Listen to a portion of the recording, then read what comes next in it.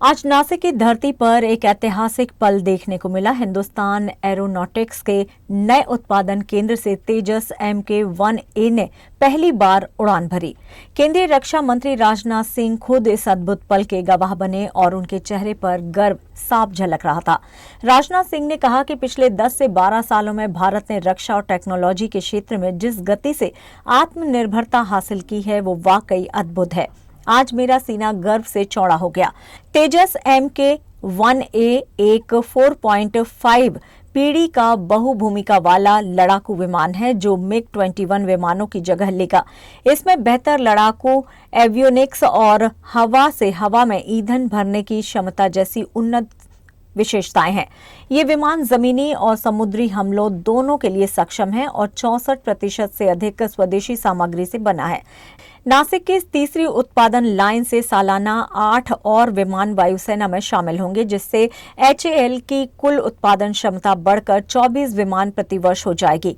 रक्षा मंत्री ने इसे आत्मनिर्भर भारत और राष्ट्रीय सुरक्षा की उड़ान बताया। राजनाथ सिंह ने यह भी कहा है कि भारत में फाइटर एयरक्राफ्ट, मिसाइलें और एरोस्पेस उपकरण बनाए जा रहे हैं।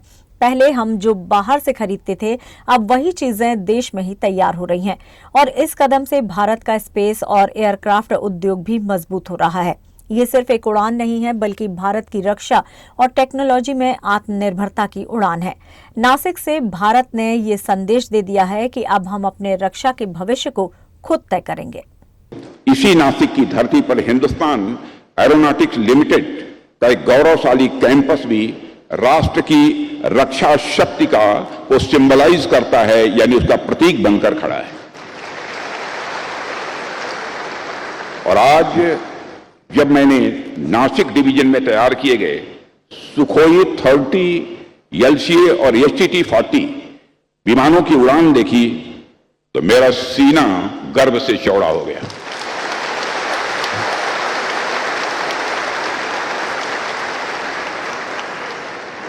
उनकी उड़ान रक्षा क्षेत्र में भारत की, मैं मानता हूं, मैं इस रूप में देख रहा था, यह भारत की आत्मनिर्भरता की उड़ान है। यह भारत के सेल्फ रिलायंस की एक फ्लाइंग है। साथियों, नासिक में स्थित HAL का भी अपना एक बहुत ही गोल्डन हिस्ट्री है, स्वर्णिम इतिहास है। कभी यहां MiG-21 और MiG-27 जैसे दिग्गज फाइटर जेट्स का निर्माण और ओवरहॉल होता था और आज यह संस्थान मॉडर्न सुखोई 30 और जेट्स का प्रोडक्शन हाउस बन चुका है। पिछले 6 दशकों से भी अधिक समय से HAL नासिक ने भारत की डिफेंस मैन्युफैक्चरिंग कैपेबिलिटी को नई ऊंचाइयों तक पहुंचाने में एक स्ट्रांग पिलर की भूमिका निभाई है।